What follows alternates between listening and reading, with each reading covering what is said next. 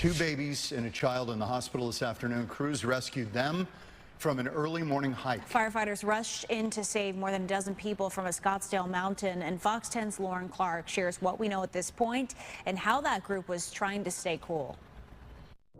Our valley mountains can be gorgeous and picturesque, but they can also be extremely dangerous in these temperatures. And today, fire crews had to race and save 13 people already suffering in the sun. Helicopters and dozens of rescue vehicles swarmed outside the McDowell-Sonoran Preserve Friday morning. Firefighters sprung into action, searching for the 13 people on the trail, including 3 children struggling in the heat. A 10-year-old female that was throwing up and becoming heat exhaustion. Crews hoisted her into a helicopter. She's now in the hospital in good condition.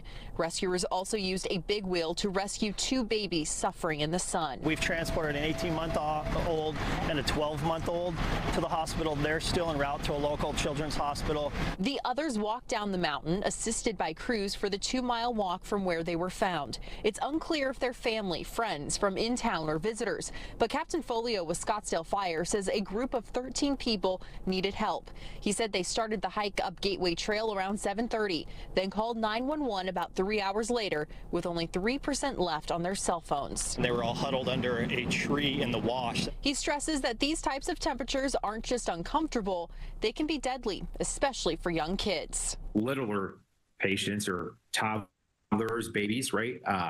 Their heads are a lot bigger. They have more surface area that could be exposed to the sun, and we know they don't deal as well with extreme heat. A sentiment echoed by Dr. Rahul Chawla, a pediatric critical care physician at Banner Children's, who gives this advice for parents who have their kids in the heat. Signs you're going to look for: they're starting to cramp up. I'm not feeling good. I'm feeling nauseous. They start throwing up. Or if you start seeing any type of mental status change, they're just not acting normal, eyes are rolling up, having a seizure. Those are immediate signs you need to get them out of the heat. Captain Folio also stresses the importance of hydrating the night before, the morning before, and always turning back when half of your water is gone. He also says making sure your phones are fully charged is also extremely important. Reporting here in Scottsdale, Lauren Clark, Fox 10 News. Day 2 of the search for a missing worker under a collapsed warehouse in the West Valley. The roof of that building came crashing down during a microburst Wednesday night, and the worker, has not been seen since. Yeah, they're working around the clock right now to find this man. Fox 10's Brian Webb is at the scene tonight with the very latest on the search. Brian. Operation today, but it's still fairly slow going, really, because there's so much big debris back there and still the threat of another collapse. Take a look behind me. A large crane is on the scene here today, moving thousands of pounds of debris in a race against time. That crane is picking up and moving large slabs of concrete and beams one at a time, more than 40,000 pounds, I'm told, by noon today. So the search has been narrowed to a particular area after 2 search dogs made a hit at the same spot yesterday afternoon.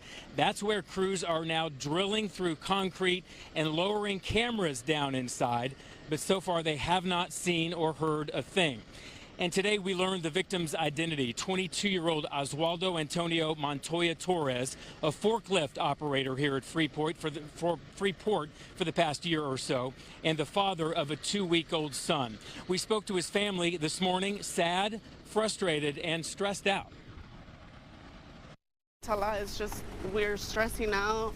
It's so many emotions at once. Like, we just don't know nothing, and that's the worst part. We don't know nothing. We don't know nothing. We just know he's in there. We don't know nothing, and that's breaking us. It's just breaking us slowly while time runs and he's not out.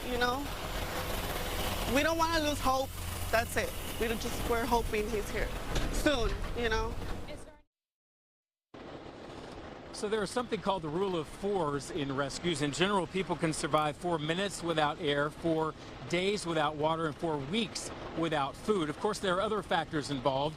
This is a young man, presumably more healthy than most, but it's also been 110 degrees for the past 2 days. Live in the West Valley, Brian Webb, Fox 10 News. Hey, Brian, quickly, generally in these kinds of operations, they will completely silence all the heavy equipment at different periods and put in microphones, listening devices, to see if they can detect any movement or hear anything. They've been doing that, I presume. Yes, we've heard drills off and on today, but after that it goes silent. These are telescopic cameras. I'm told they can both see and hear down in there. Again, hopefully this man is in some little area where he is safe, but the bad news is they haven't heard anything yet after at least 24 hours of trying. Okay, Brian, thank you. Appreciate it. Yesterday's powerful storm hit Buckeye pretty hard, destroying homes and property. A horse stall was ripped out of the ground, flew several feet, taking down a power pole. Fox 10's Lindsay Regis has details. 70-mile-an-hour winds. A quiet night quickly turned dangerous with high winds and rain sweeping through Buckeye homes. A blast of wind came in that was hard enough to almost push me over. And I knew my daughter was out feeding the horses. So I immediately turned to her and just started screaming for her to come in. Within seconds, winds ripped through Dominic Balderay's 4-horse-covered stall out of the ground in one piece. We're talking about literal tons of steel that got lifted up and flew through the air. The stall ended up hitting his roof, tearing off solar panels and creating a hole. After damaging his home, the stall knocked down a power line before landing on the ground. And like I said, I thought it was like feet over my head. She goes, "Dad, it almost hit you in the head." The whole neighborhood without power until this morning. We had a generator, so we had fans going and hooked up the fridge and stuff like that. Some neighbors came home to a mess. A mobile home that was going to be sold this weekend now flipped over and crushed, nowhere close to move-in ready. It was just parked right there, maybe about 20 foot over. Then my mom called. She said, "Don't come home. The wind's blowing pretty hard." So I just waited it out, and she said she heard a loud noise, and apparently that's what happened when I got home. Lindsay Regis, Fox 10 News.